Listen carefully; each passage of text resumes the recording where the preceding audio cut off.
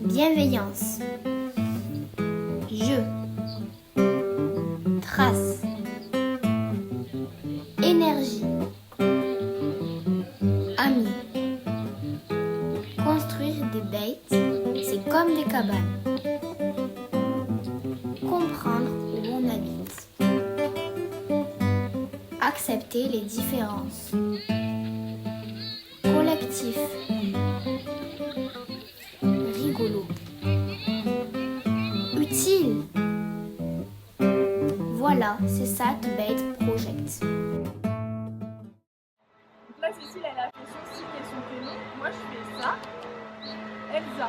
Je rajoute un autre signe. Cécile, Elsa, Elsa, Anna, Jérémy, Taïkus,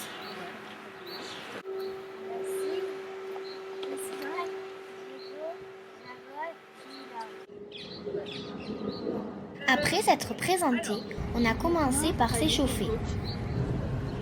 Et même prendre le plus de place possible.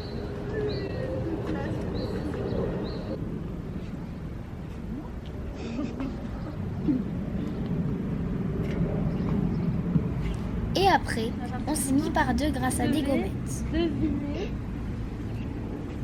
observer. Et retrouver votre vélo. Est-ce que ça vous dérange si je vous raconte? Pour apprendre à se connaître avec son binôme, on a construit les baits. Après, oui, là, vous pouvez passer à l'étape 4. Félicitations, vous avez bien fait.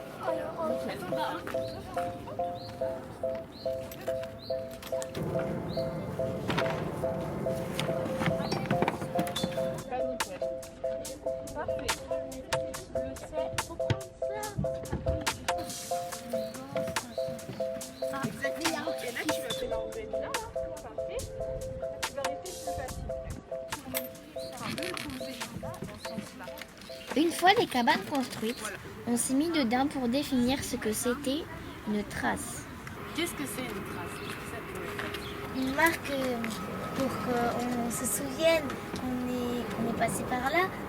Une marque pour qu'on se souvienne. Comme là, ils ont écrit sur la table.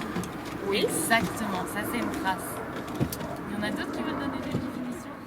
Le Bait Project, c'est une école nomade qui fait se rencontrer des jeunes autour de la découverte de la ville, du patrimoine de leur ville. Et en fait, on fait des sortes de balades urbaines et on les invite à découvrir les traces laissées par l'histoire de leur ville. Voilà, ils travaillent en binôme avec les jeunes de l'autre établissement. Ensuite, on fait des films et on leur apprend à monter ces films qu'on présente à la fin du projet pour un grand temps un peu de fête.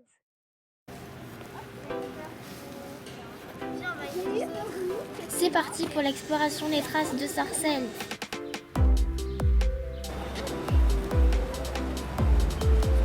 Oui, pourquoi? Pourquoi ça peut être une trace de trace?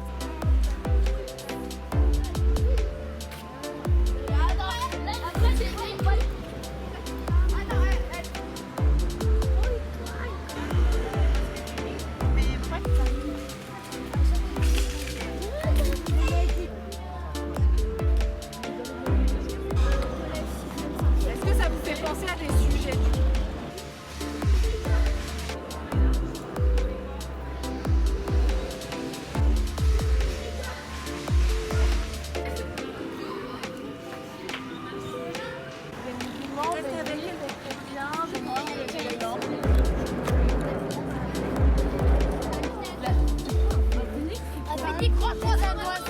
C'est un oiseau qui est en feu.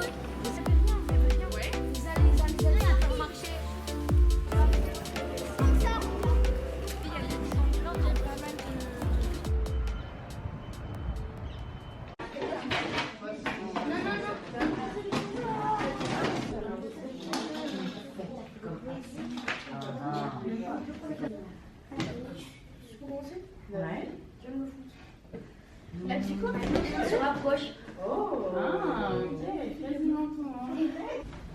quand même envie aussi de vous demander, c'est quoi pour vous la résistance du coup? Bah allez-y, d'abord Yacine et après Jarod. Allez-y tous les deux. La résistance, c'est par exemple, si par exemple quelqu'un attaque ton pays, tu vas former des soldats et tu vas résister face à l'autre pays. Ok. La résistance, c'est par exemple quand quelqu'un veut par exemple te tuer, tu résistes, tu vas résister. Et quelqu'un qui résiste à une attaque ennemie. Ouais. Vas-y, go. La résistance, c'est résister. Tu laisses pas passer, ça va mieux. C'est résister. Est-ce qu'on résiste en 2024? Est-ce qu'on résiste en 2024? Oui. Ouais, comment t'as vu? La vie chère.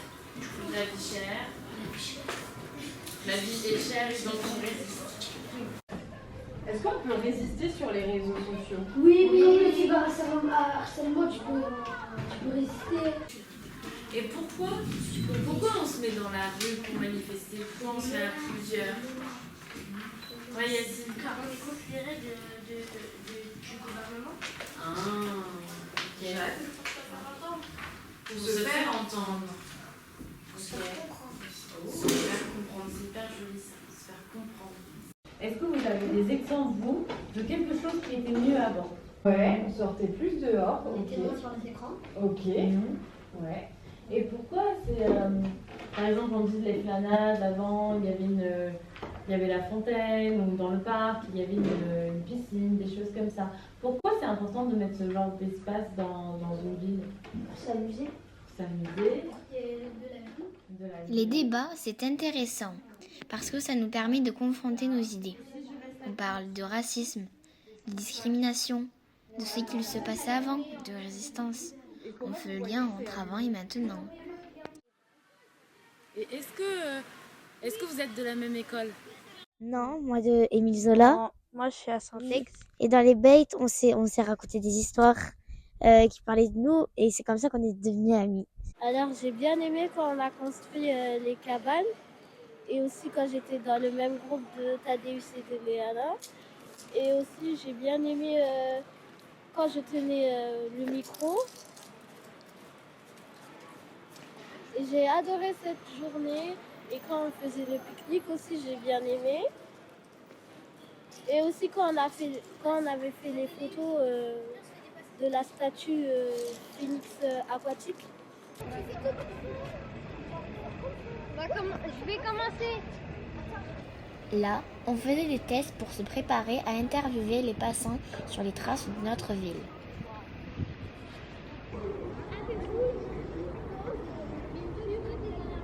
Et vu qu'il y a là, il y a personne.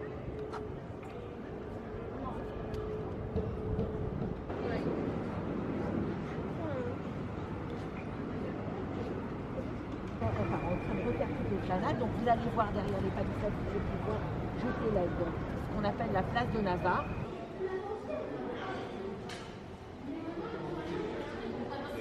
J'ai une anecdote qui me vient, c'est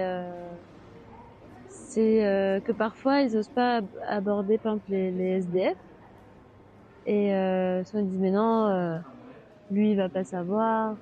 Il y a parfois un peu de clichés sur ces personnes-là et en fait quand ils y vont ils sont surpris de savoir que si c'est aussi des personnes qui savent plein de choses. Donc il y a aussi des belles rencontres entre eux et des habitants, quels qu'ils soient. Je pense que la déconstruction des clichés passe aussi par là. Après, aussi dans le rapport enfant-adulte, nous, on les tutoie, ils nous tutoient, on essaie d'être le moins possible dans un rapport ascendant. Donc c'est aussi intéressant, je pense, pour eux d'être avec des adultes dans un autre cadre, de découvrir leurs professeurs dans un autre cadre.